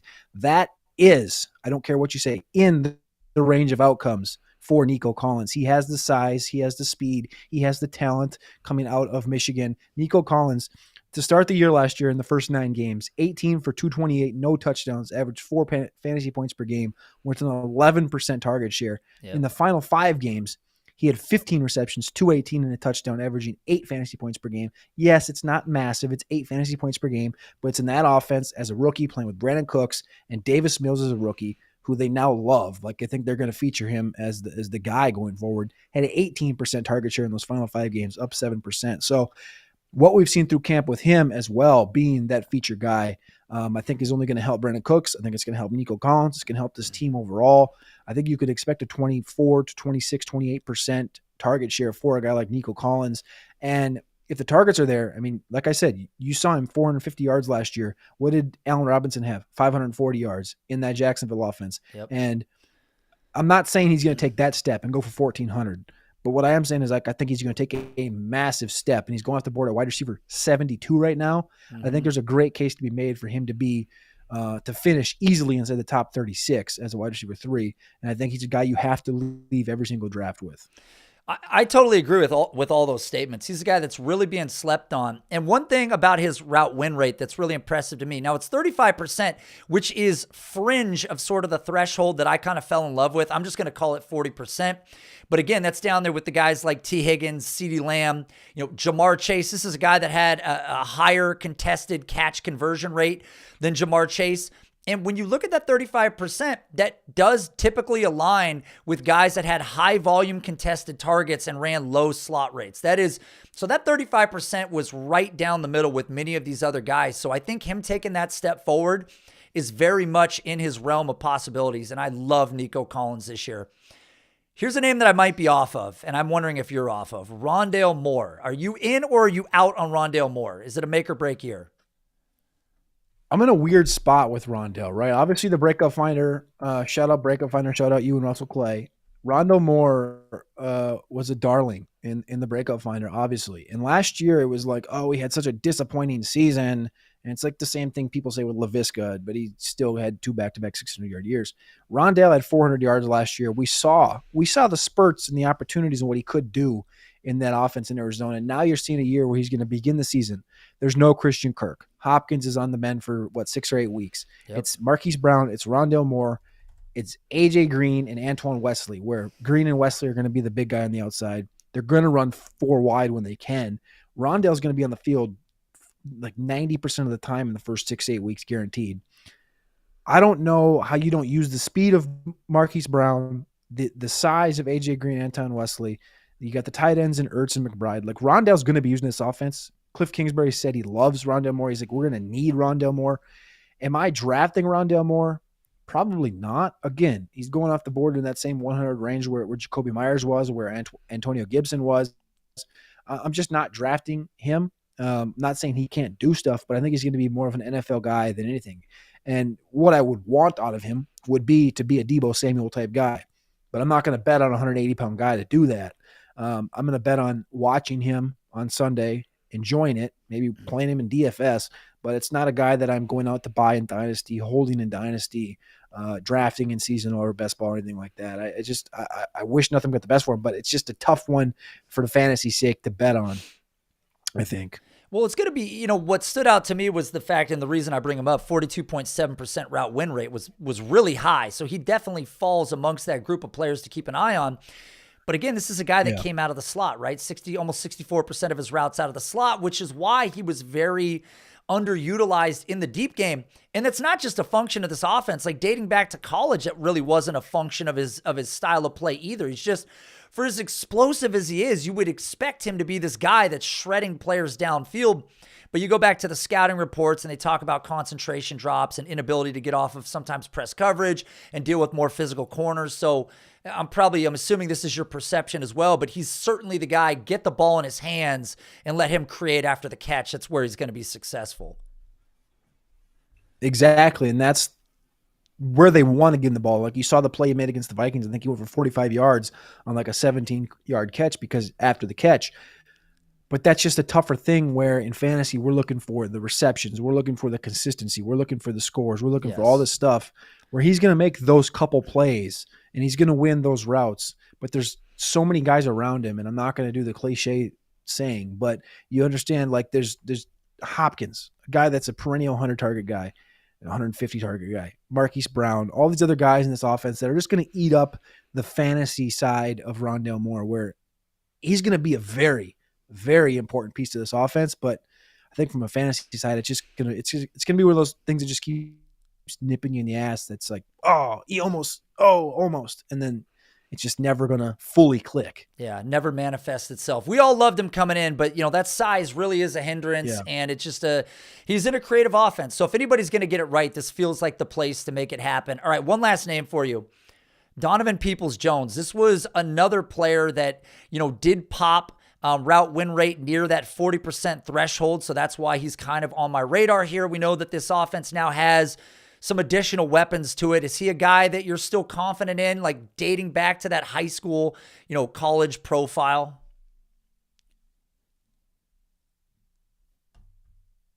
Cody, I can't hear you.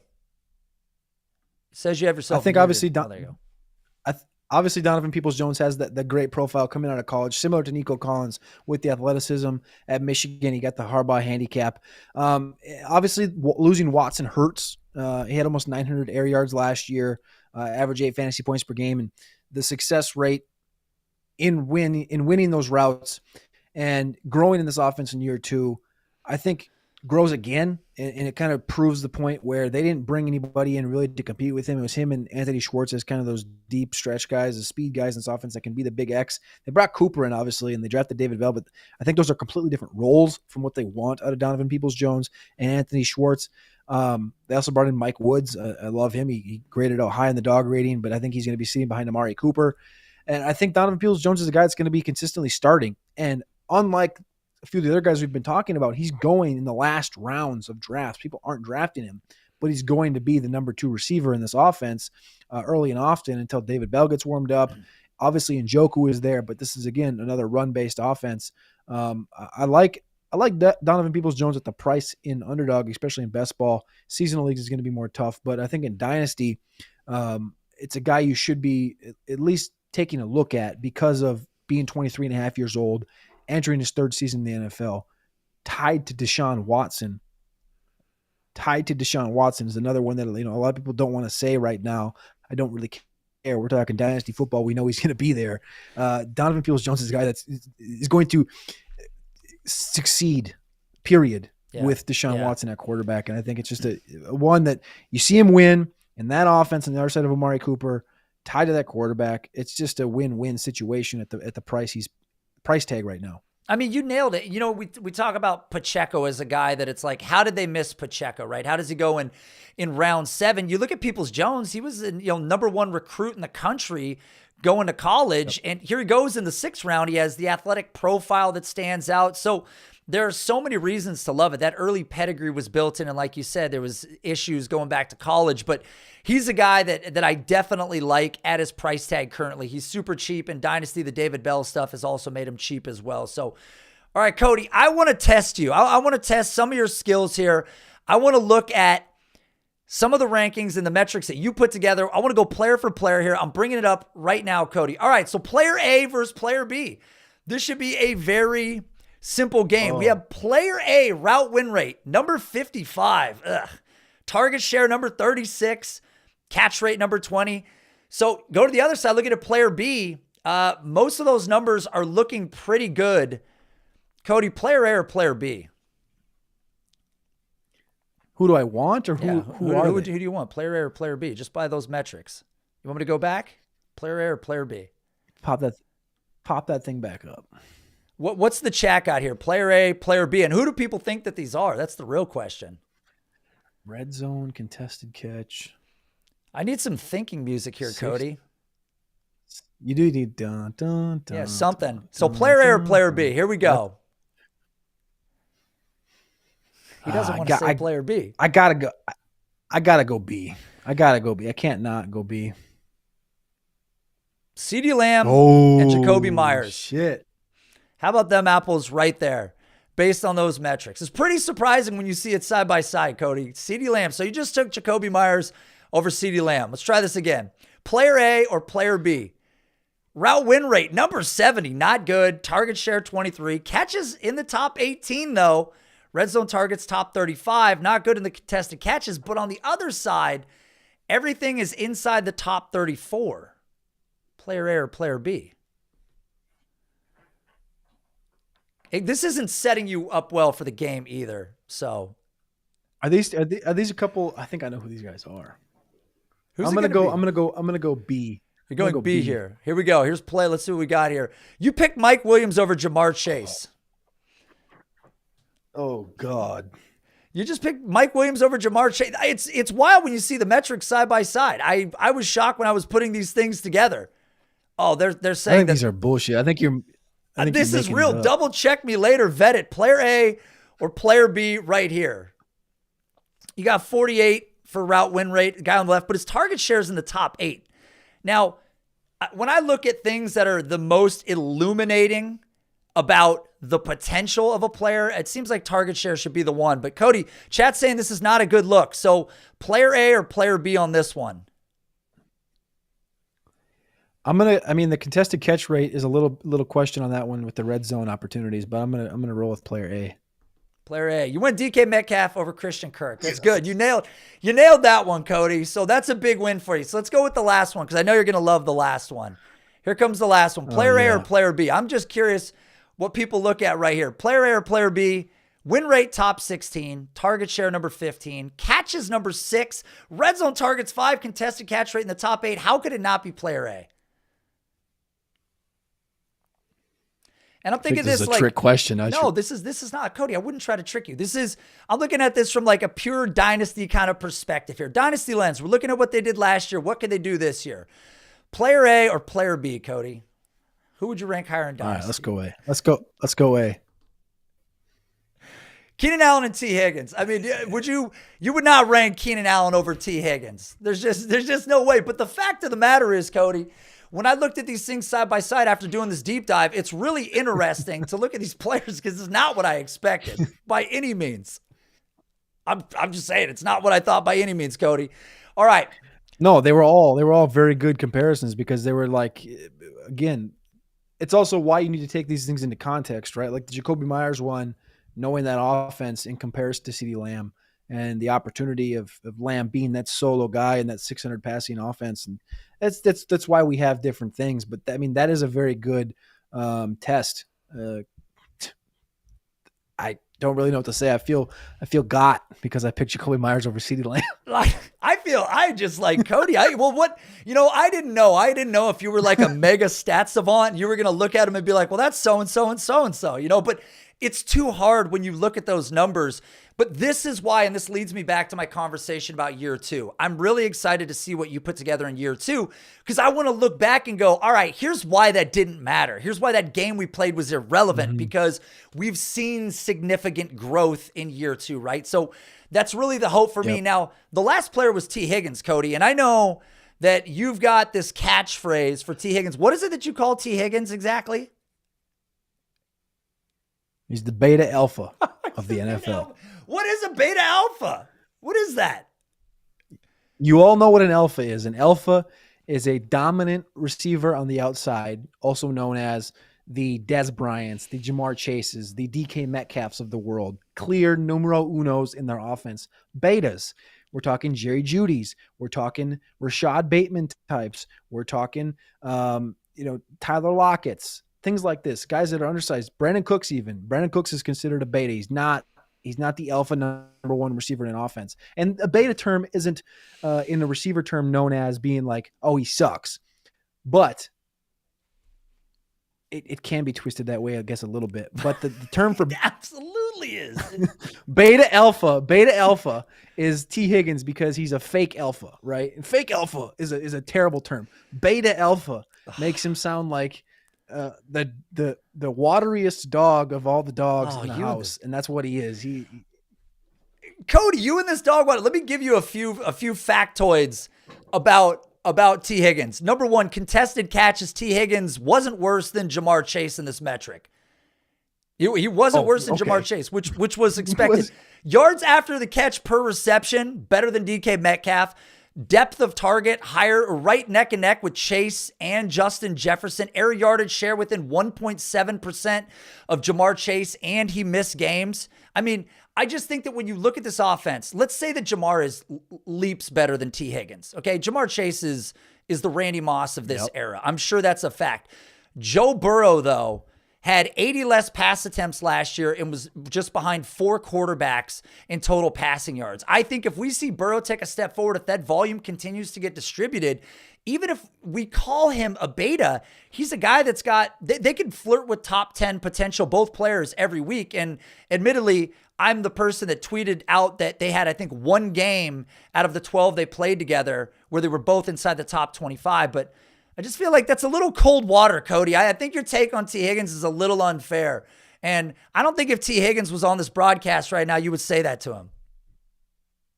33rd in dominator rating. Here we go. 33rd in target rate. 31st in target separation. 25% of the time he catches the contested catch rate. On 40 targets, he only caught 25% of the contested targets. Come on now. Whoa. And then you look at the win rates. And win rates, 38% against man, 29th. Separation, 1.4 yards, 66th. Overall win rate, 39%, 52nd. None of those are alpha tendencies. To go with the fact, listen, I understand where you're going. I'm going to go there. If he was dropped in a different offense, he could be used as the number one in an offense. But what I'm saying is, this is where the dog water, the beta, all this stuff comes from. I think he's an excellent number 2. TJ Houshmandzadeh was an excellent number 2. Miles Austin was an excellent number 2. Mike Williams was an excellent number 2. Tyler Lockett's an excellent number 2. T. Higgins is one of the best number 2s in the league.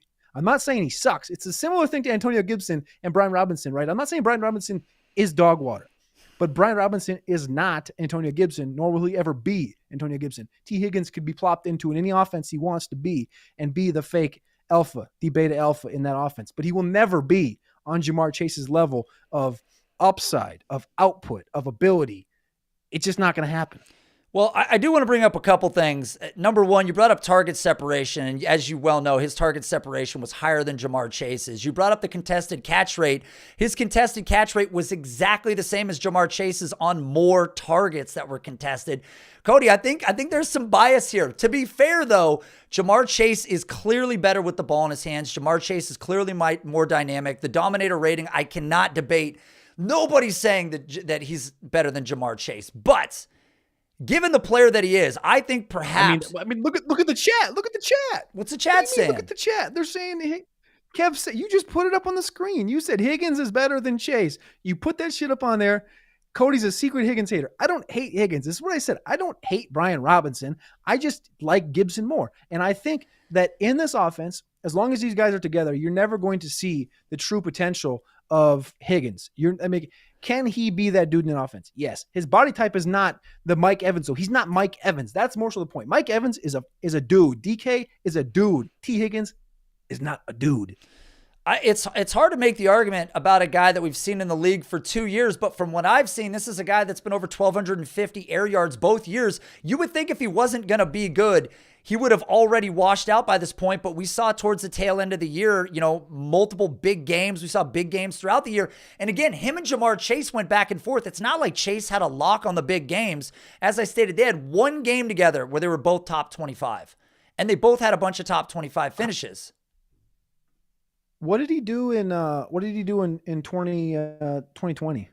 Did he go for 1,500 yards as a rookie or anything like that? Is that what you're trying to do right now? Are you trying to compare him to? We're not debating these two guys. I'm with you. We're on the same team. You've been apprenticing at the school of Matt Kelly for a while. This is a Kelly tactic. This is a Kelly tactic. You pulled into the same parking space. And you're trying to pull. I was on that show for 5 years, okay? I know the play, but go ahead and finish your point. I never once said T. Higgins is better than Jamar Chase, and you're comparing him to a god in the league. But what I'm saying is he's a beta alpha, and you can't really argue that. He's not Mike Evans. He's not DK Metcalf. He's closer to Kenny Golladay than he is to DK Metcalf. And I like Kenny Golladay coming out of college, right? And he's turned into shit. But I think T. Higgins is closer to a Golladay, closer to, like I said, Tim Patrick is who I compared him. Like I said, Tim Patrick is T. Higgins West Coast. And that was not like a diss to T. Higgins or to Tim Patrick. Sorry. That was a compliment because that role is important in those offenses. And the stats aside, the stats are one thing. Okay, I understand he excelled in this offense in Cincinnati. Joe Burrow rises all tides. A run game rises all tides. Jamar Chase is that dude, and that is why T. Higgins even elevated in 2021. Jamar Chase is that dude. He's the alpha. DK's the alpha. Mike Evans is the alpha. T. Higgins is not. And that's where the dog rating comes in, right? The dog rating is going to be rolled out in 2023 on a bigger platform, right? I have a couple years of rookie data plugged in. There's going to be a bigger drop of this in 2023. And it's going to be explained on a better platform when it's ready. But this goes with this, right? It's not all numbers. I love numbers. You love numbers. That the whole site is built on numbers.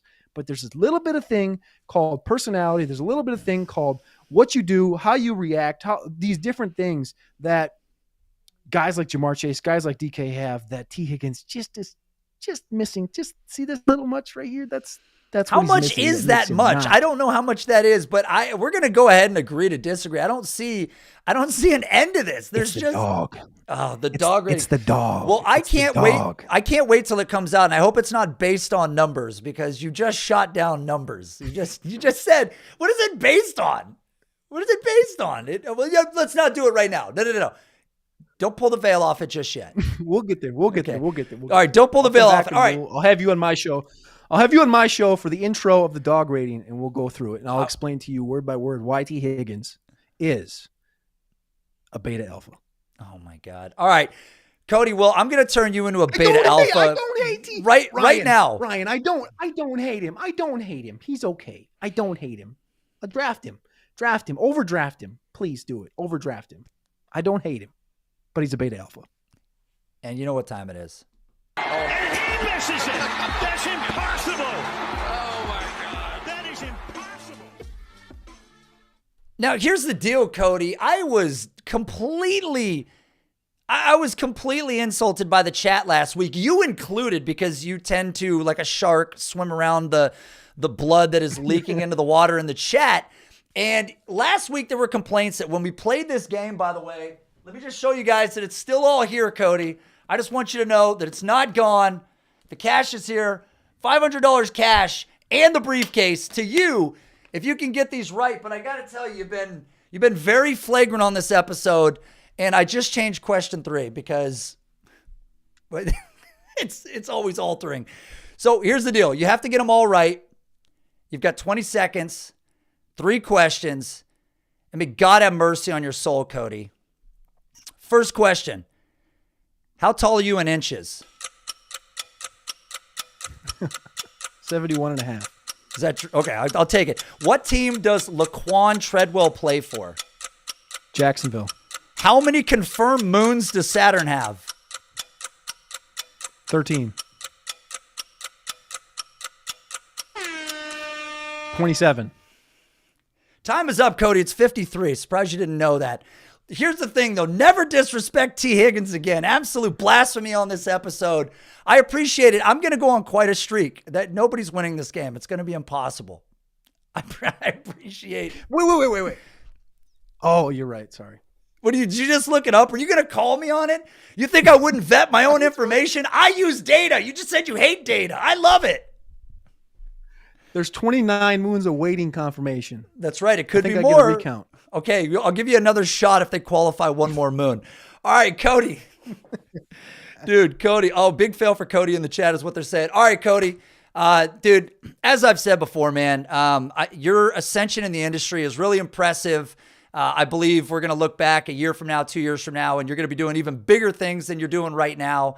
And I think you're going to be heavily involved in a lot of industry stuff. So tell the people where they can find you, what you're working on, what's next. Tell them about this dog water metric or whatever it is you're working on. Share it with the world. You can find me on Twitter at Carpentier NFL, patreon.com/Carpentier NFL. All of my NFL draft 2023 rankings, quarterback, running back, receiver, and tight end are up on playerprofiler.com in the article section. Those articles just came out over the last 3 weeks. NFL mock drafts over on Player Profiler. Right now, we're working with the charting team, again, to get these crazy metrics out for you. We're adding a college charting team. So if you are interested in college charting, email me, charts@RotoUnderworld. If you're interested in charting, you got to be a degenerate to do this stuff. This is you're watching full games, recording stuff for these guys. But yeah, Nate, I mean, you're the OG. I think I've been in every chat of every show you've done since I've known you existed on the Sonic Truth, probably 4 or 5 years ago. Mad respect. I'm always here, the number one stan, always here to talk shit about some Clyde, some T, whatever it is. I just really appreciate you having me on here for episode 2. I demand a recount on the Saturn moons, but I do appreciate you as always. You know that. Anytime, buddy, man. Really happy you could come on, man. Again, you're doing the Lord's work over at Player Profiler. I know everybody in the chat appreciated you being here, man. We had a good showing this week. Everybody hit the like button before you leave. Help drive this video up. Get Cody a little more exposure out there. If you guys are not following him on Twitter yet, please do so, man. He's a wealth of knowledge. He's grinding every day. I watch his tweets from a distance. And dude, you're a good sport, man. I'm just trying to, I'm trying to make sure that we get a lot of fun people that bring, a level of education to the show that you're not finding anywhere else. And the fact that you're so ingrained in what's going on over at Player Profiler, man, it's awesome to see. So appreciate you, brother. Thanks for coming on. And we'll see you guys next week with Danny Kelly of The Ringer. I don't think he's going to get the third question right either. I'm surprised Cody knew his height in inches. I thought that was going to be what stumped you. So impressive that you pulled that out. We need a photo of you with a tape measure. I need to know that you're 71.5 because I kind of think that's not true. I've stood next to you before. How tall are you? 71.5 inches. North Dakota